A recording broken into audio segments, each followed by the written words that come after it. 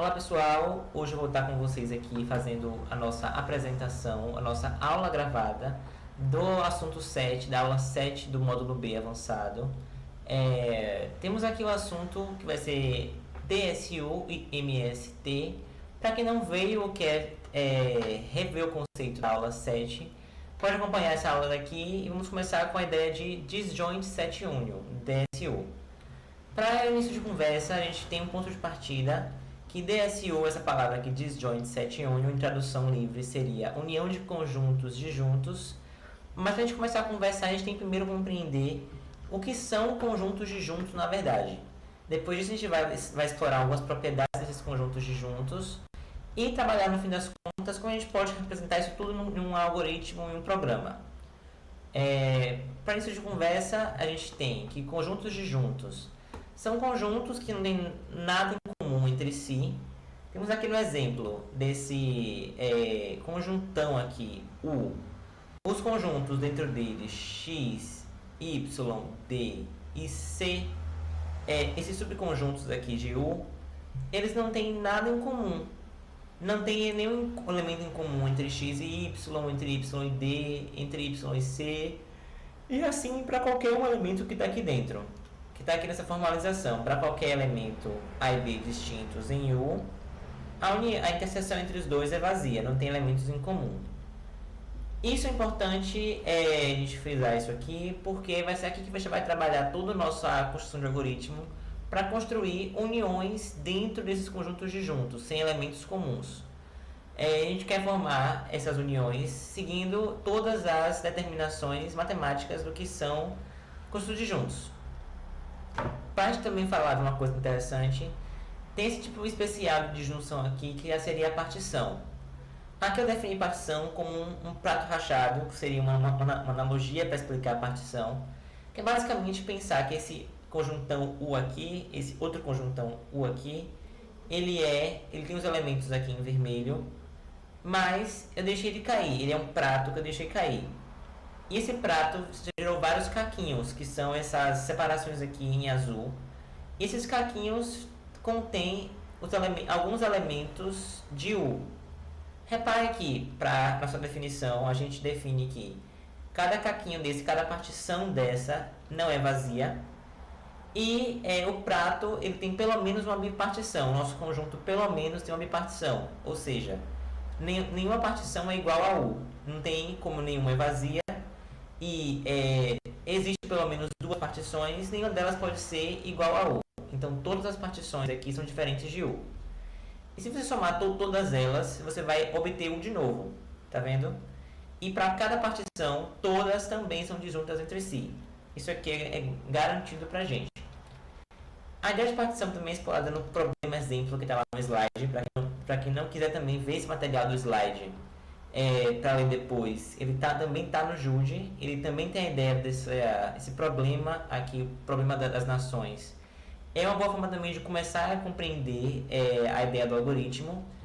Passando bem rápido por cima, um conceito importante desse problema, a ideia de representação. Pensa que essas nações aqui estão em guerra e cada uma quer dominar a outra.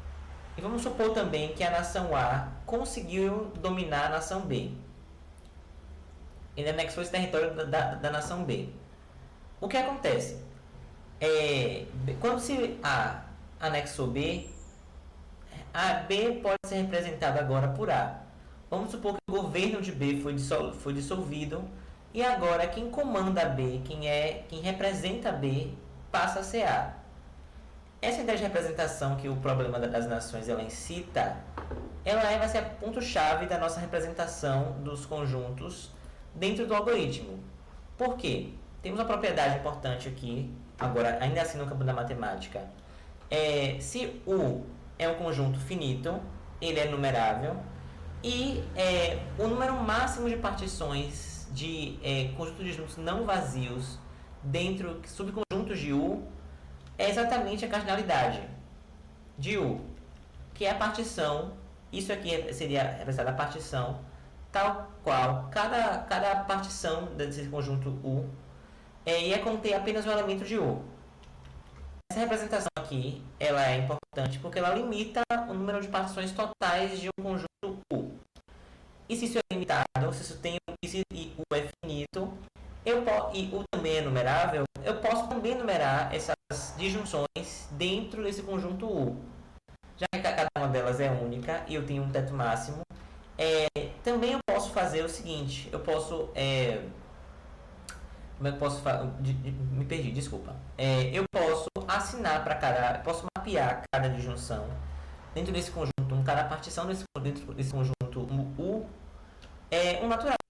Eu posso representar cada partição, cada disjunção por um natural. Eu posso fazer uma representação das partições Szinho com um natural, passando do conjunto S, que é um conjunto que tem dentro dele o conjuntos de partições, conjuntos de juntos, e eu assino cada conjunto de junto ao natural. Aí eu não preciso trabalhar com o conjunto em si, eu posso trabalhar com o natural que represente ele. Isso vai ser uma objeção, então cada conjunto de juntos entre si vai virar um natural, e ao invés de trabalhar com um conjunto, eu trabalho com o natural que representa ele. Essa facilidade, essa representação, facilita muito para quando a gente vai traduzir isso para um algoritmo de computador. Por quê? Eu passo que, se eu quero representar, por exemplo, N conjuntos de juntos, eu posso trabalhar só com uma representação numérica desses conjuntos de juntos e trabalhar dentro de um vetor. E aqui surge o nosso uso prático de uma estrutura de dado, de uma escolha de estrutura de dado para esse problema, para essa proposição do algoritmo. A escolha de fazer um vetor de números, ela é proposital por um motivo muito especial. Um vetor, ou no caso um array, é sempre uma estrutura que é enumerada, ela já é indexada. Então, cada posição de memória tem um valor associado, um número associado, 0, 1, 2, 3, 4, 5, N valores associados. Outro também motivo de escolher um array, um vetor de números no caso, é um acesso muito fácil e operações de troca de dados muito rápidas. Isso ajuda para deixar o algoritmo muito mais eficiente e não precisar ter acessos muito complicados e coisas que possam dificultar e deixar nosso algoritmo menos eficiente. Outra coisa também, já que eu tenho uma memória já indexada, eu posso também trabalhar o seguinte: para cada conjunto de junto, eu posso eleger para ele um representante. Vemos aqui que a gente tem essa array aqui, tá com os números estão iguais à indexação. Por quê? Porque cada conjunto de junto pode se autorrepresentar. Por exemplo, se eu tenho os conjuntos de juntos 1, 2, 3 e 4, eles podem se autorrepresentar. Eles não estão unidos a ninguém, eles não tiveram nenhuma operação de união feita com eles, e eles se autorrepresentam. Então, como um país, aqui do exemplo, cada país antes da guerra se autorrepresentava. Após uma guerrilha, após uma união, eu posso definir o seguinte, que como é que posso falar? Que cada conjunto de junto N pode assumir um novo representante N'. Eu posso alterar esse valor aqui e definir que a união foi feita de N' foi feita, de modo que agora quem representa esse conjunto N é N'. Você interpreta, galera, quando eu estou falando conjuntos, para facilitar, que eles são juntos entre si, tá? Isso aí está garantido pelo nosso algoritmo, é um pré-requisito para a gente construir esse algoritmo, tá? Então, falar conjuntos, você sabe que eles estão juntos entre si já. Isso permite a gente fazer essa representação gráfica desse vetor em uma árvore. A gente pode traduzir ele numa árvore, pensar ele como uma árvore. Por quê? Porque depois de efetuar algumas uniões, por exemplo, desse bloco aqui, eu tenho que a raiz dessa árvore aqui, esse 1, representa todos os conjuntos que são filhos dele. Então, se eu quiser tratar qualquer coisa com um conjunto 6 dentro do meu algoritmo, se eu quiser fazer alguma operação que envolva o meu conjunto 6, e ele está unido a esse bloco, eu não vou tratar 6, eu vou tratar a raiz dessa árvore, 1. Mesma coisa aqui, se eu quiser fazer qualquer operação com 8, eu vou sempre tratar com o representante dele, que é 7. E aqui 9 também, de novo, se autorrepresenta, então 9 representa ele mesmo. Essa representação aqui eu posso traduzir para um algoritmo ingênuo de união. Eu tenho 3 operações que eu quero, que são para mim muito importantes. Eu quero sempre poder unir um conjunto ao outro, e eu tenho que sempre também saber procurar o representante de um conjunto qualquer. Eu vou voltar para o slide para a gente explorar um pouco o algoritmo de representantes, de procurar um representante. Ele vai estar com o nome procurar aqui. Se a gente olhar aqui, temos o array de representantes n e o algoritmo procurar. O que vai ser procurar? Eu vou pegar um valor x, vou olhar no meu array de representantes, que eu vou colocando como R lá no exemplo do quadro, mas se o valor dentro desse array for igual ao index dele, então se eu tiver no index que é igual, a minha representação é ele mesmo, eu retorno esse representante. Se não, eu continuo procurando o representante desse valor da minha array. Por que isso? Por exemplo aqui, vou voltar lá para o quadro para vocês pegarem um exemplo. Se eu estiver procurando, por exemplo, o representante de 6, eu vou ter no meu vetor que quem representa 6 é 4. Então, na posição 6, não vai ser 6 o valor salvo. Eu vou passar a procurar quem é o representante de 4. Agora, eu vou chamar a minha função recursiva e eu vou procurar o representante desse conjunto aqui, desse conjunto que é o meu conjunto 4. Vemos também que o representante dele não é igual ao valor do index dele. Agora eu vou chamar minha função mais uma vez e vou procurar o representante de 1. Como 1 é a raiz da minha árvore, ele se autorrepresenta. Então, no fim das contas, o representante de 6 é 1. Ok? E agora, o nosso último algoritmo que a gente precisa, que é elementar para nosso algoritmo, é o algoritmo de unir 2 conjuntos. Antes disso, a gente tem que postular uma coisa.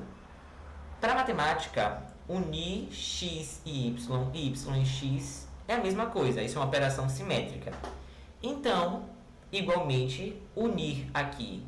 Se eu colocar unir y, x, matematicamente a representação, o resultado final, vai representar a mesma união que da união que está aqui, que é unir x e y. Qual vai ser o nosso procedimento para fazer essa união?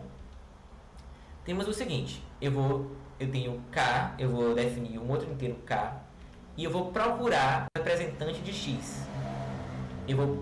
Mesma coisa para y, que eu recebi aqui. Eu vou procurar quem é o representante dele. Então, a partir disso, eu vou assinar que, a partir de agora, o representante de y vai ser x. Ok? Deu para entender? Aqui, inclusive, está com a letra errada. Aqui não é J, aqui é L. Olha só. Agora, o representante de y vai ser x. Graficamente, isso fica assim, ó. Eu vou ter o conjunto x e o conjunto y. Para cá para cima, eu vou ter quem representa x, que é k. E eu vou procurar também quem representa y, que é L. E o nosso algoritmo ingênuo faz o seguinte. Eu achei um ou outro, e agora eu vou ter que o representante de L é K. Eu vou passar agora, a minha árvore vai ter esse formato. L vai ser filho de K. Temos um exemplo de execução disso aqui com uma entrada com 7 subconjuntos, conjuntos disjuntos entre si. Se a gente for fazer algumas operações aqui para a gente entender como o algoritmo funciona, a gente pode mostrar algumas coisas. Eu tenho uma entrada e o meu vetor aqui de representantes, vou até botar o meu vetor R aqui de representantes.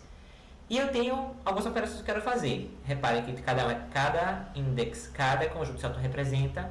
E eu quero unir 1 a 2, por exemplo. Aqui. Vamos lá. eu tenho 1 e 2. Eles se autorrepresentam, então eu vou ter que K vai ser igual a 1 e L vai ser igual a 2. E eu vou ter agora que o representante de L vai ser igual a K. Ou seja, o representante da posição 2 vai ser igual ao representante de 1. Como o K está inalterado aqui, eu vou continuar que ele se autorrepresenta. E 2 agora vai passar a ter o valor que está aqui dentro. Vai ter o valor de K, que é 1. Então, eu vou trocar o valor aqui no meu vetor. Ou seja, eu vou fazer que 2 seja representado por 1. Mesma coisa para aqui. Vamos continuar uma operação aqui. Vamos botar a seta de novo. Para 3 e 4.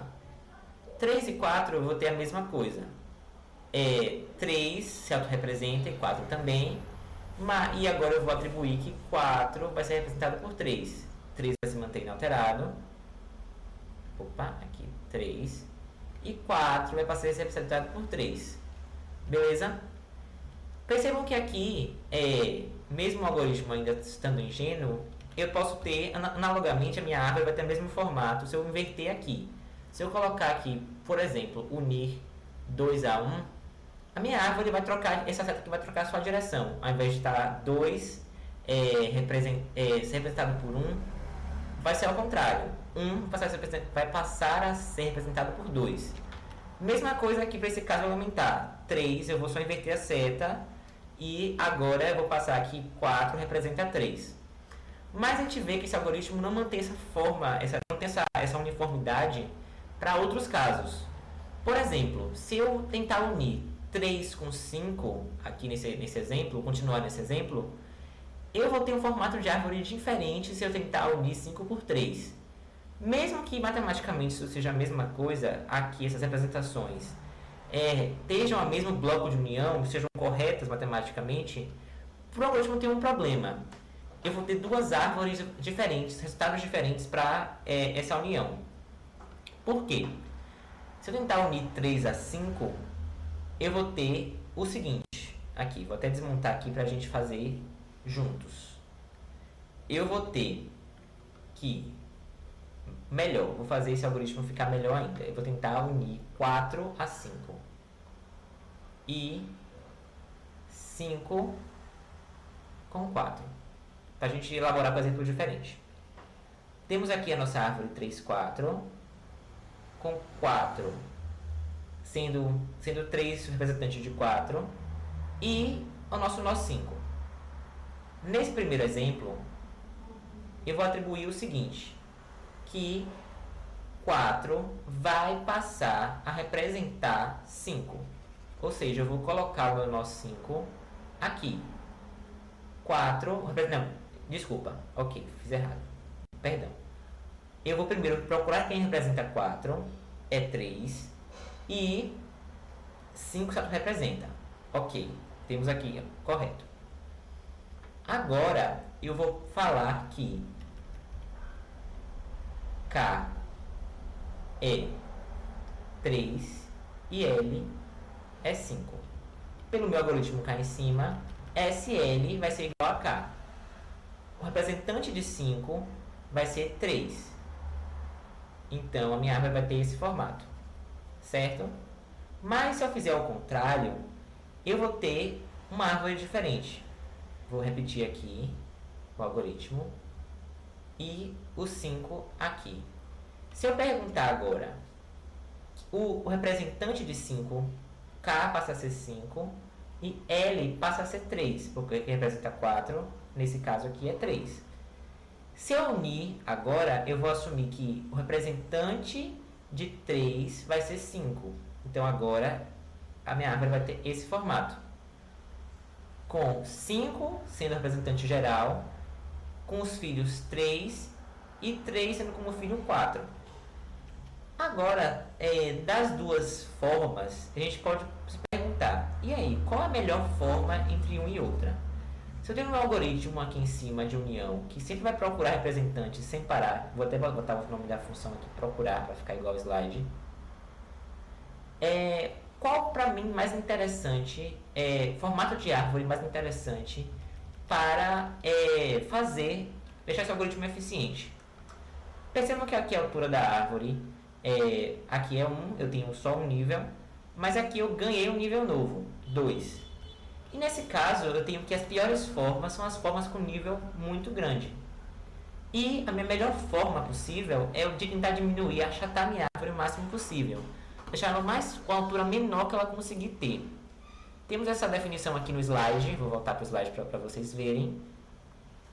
A minha estrutura do problema, ela pede que eu resuma a minha árvore, deixe a minha árvore o mais achatadinha possível. Por quê? Porque o nosso algoritmo de busca de representantes ele é recursivo. Se a minha árvore tem a menor altura que eu conseguir ter, a minha busca vai passar a não percorrer todos os nós que eu tenho necessários. Ela vai ser mais eficiente do que se eu tiver maior altura.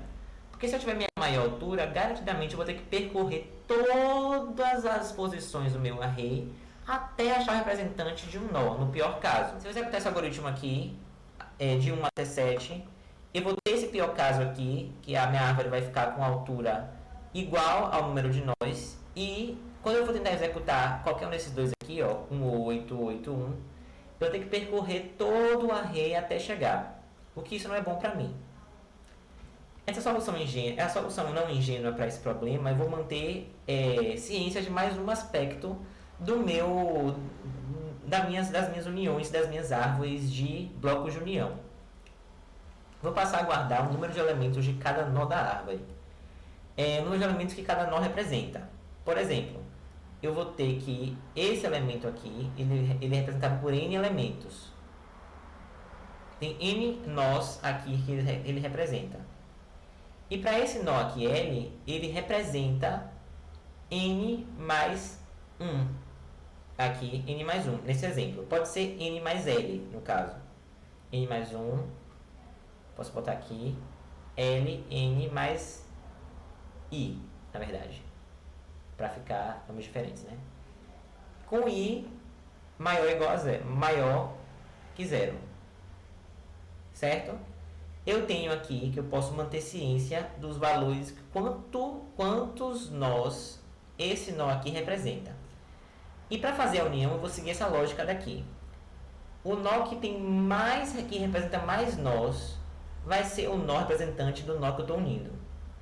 Se eu tenho um nó K de N, que representa N nós, e um nó L que representa N mais I nós, ou seja, ele representa mais nós que o nó R, do que o nó K, a união vai acontecer sempre de modo que K vai passar a ser representado por L, certo?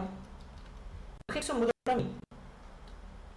Vou dar mais uma vez o algoritmo no pior caso ingênuo. Vou pegar esse algoritmo de novo aqui, com essa nova solução aqui, com essa nova implementação, e eu vou rodar mais uma vez para vocês entenderem.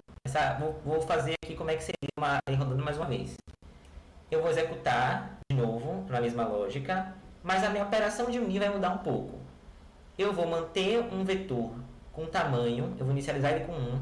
Todos os nós tem uma representa um nó só que ele mesmo.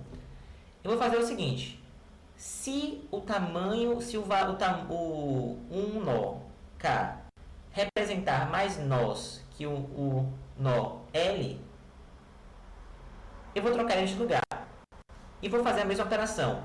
E a operação também é mais. Eu vou sempre somar o tamanho de L, o tamanho de K mais L. Essa execução acontece o seguinte: na primeira execução, eu vou unir 2 e 1. Tá vendo aqui? 1 e 2. Aqui tem uma execução adiantada, mas aqui eu penso na execução de 1 e 2. Vou até refazer elas com você. Aqui, 1 se auto-representa e 2 também se auto-representa. Pensa o seguinte: eu vou unir 2 e 1. Procurar um representante de 2 ele mesmo e de 1 ele mesmo. Como aqui eles estão no caso inicial ainda, eles não têm, o nó de 2, o nó com 2 não é maior, ele não representa mais nós que 1. Então ele vai pular esse if aqui e vai colocar K igual a 2, L igual a 1. 2 vai passar a representar 1. No caso aqui, 1 vai ser representado por 2 agora. Aqui, 2. Posso assinar 2 aqui e 2 vai continuar aqui. Se eu quiser unir agora 2 e 3 no próximo loop, o que vai acontecer? Inclusive, eu vou alterar um detalhe. Aqui vai ficar 1 vai ser representado por 2, e aqui ele vai trocar o valor aqui, a soma de 1 mais 1, ok? Então aqui trocou 1 representado por 2, aqui é o nosso vetor representações, aqui é o vetor nós representados, né, de tamanho, e aqui trocou esses dois valores. Se eu executar 2 e 3 agora, eu vou ter de novo 2 autorrepresenta e 3 também se autorrepresenta. Mas repare um detalhe. Agora, o meu nó 2, o tamanho do meu nó 2 é maior do que o de 3, maior do que 3, que aqui seria 1 no caso, né? Deixa eu botar aqui o 1 de mais uma vez. Ele vai ser maior. Então, eu vou trocar de lugar. Ao invés de ser 2 e 3, eu vou trocar de lugar. K agora é 3 e L agora é 2. Certo? E quando eu for fazer essa linha aqui, SK, que é... Desculpa, aqui é para ser R. Um minuto, isso que eu estou me confundindo. RK, R3 vai ser igual a 2. E o tamanho de 2 vai ser 2 mais 1, 3. Essa execução aqui vai continuar esse padrão até o fim, até o 7 ali. Então eu vou ter 7, vou somar 7 valores. Todos os valores de 1 até 7 menos o 2 não vão se representar, eles vão ter só como representantes, vão representar só eles mesmos. E 2 vai representar todos eles. Ou seja, minha árvore vai ter esse formato aqui, ó. 2 representando todos os valores de 1 a 7. Repare que a altura dessa árvore é mínima. De muito diferente do meu algoritmo, que foi aqui em cima, que ela foi uma altura que é igual ao tamanho de nós, ele vai percorrer o vetor todo. Se eu tentar executar daqui para frente, unir qualquer valor com 8, eu vou ter dois casos. Se for 2, aqui, se x for 2, 2 representa, ele vai automaticamente, 2 e 8 representam, então isso aqui vai tornar instantaneamente, e 8 vai entrar como filho aqui, ou se eu pegar qualquer valor que 2 represente, 1, 2, 1, 3, 5, 7, qualquer valor menos 2, quando eu for buscar o representante desse valor aqui, eu vou executar só uma vez também. Eu vou executar o representante uma vez, vou chamar a função mais uma vez, eu vou encontrar o 2 como representante, o 8 também se autorrepresenta, e a união também vai ser muito mais rápida do que o algoritmo passado. E qual o segredo desse algoritmo funcionar sempre? Pensemos o seguinte, temos uma árvore de tamanho qualquer, uma árvore genérica qualquer, de tamanho n, com n nós, na verdade. Tenha n nós, certo?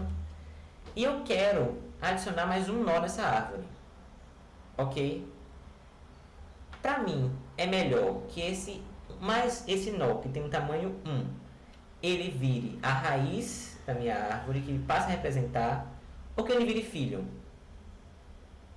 Obviamente é que ele vire filho, porque se ele virar filho, eu não aumento o tamanho da minha árvore. Eu sempre vou ter a minha árvore com o mesmo tamanho. Eu não vou crescer o tamanho da minha árvore em valor nenhum. Essa propriedade para um nó, às vezes eu vou ter casos que eu não vou ter um nó só, né? Eu vou ter vários nós. Mas se eu unir a minha árvore, que tem mais nós do que a outra árvore, para esse algoritmo, eu vou sempre garantir que o tamanho da minha árvore ele não vai crescer muito, ele não vai chegar ao ponto de estar linear. Ele sempre vai estar ele vai estar pelo menos cheio. Eu vou ter pelo menos essa forma aqui, com pelo menos um nível de distância entre a menor altura e a maior altura da minha árvore, partindo da minha raiz. Com isso, o algoritmo de busca de representante sempre vai rodar na eficiência de O log n, mesmo no pior caso. Sendo assim, o algoritmo é a forma mais eficiente que eu tenho de realizar buscas sequenciais, de fazer uniões sequenciais muito rápido. Voltando para o slide mais uma vez, a gente pode ver aqui que esse algoritmo pode ser feito de duas formas, tanto com a ideia de tamanho de árvore, quanto com a ideia de tamanho de nós representativos. Tem aqui os dois exemplos no slide. E ambos têm a mesma eficiência, vocês podem construir de qualquer forma que interesse mais a vocês. Foi isso em relação ao processo, ao algoritmo de DSU. Espero que vocês tenham entendido tudo certinho. E agora vamos partir para Minimum Spanning Tree.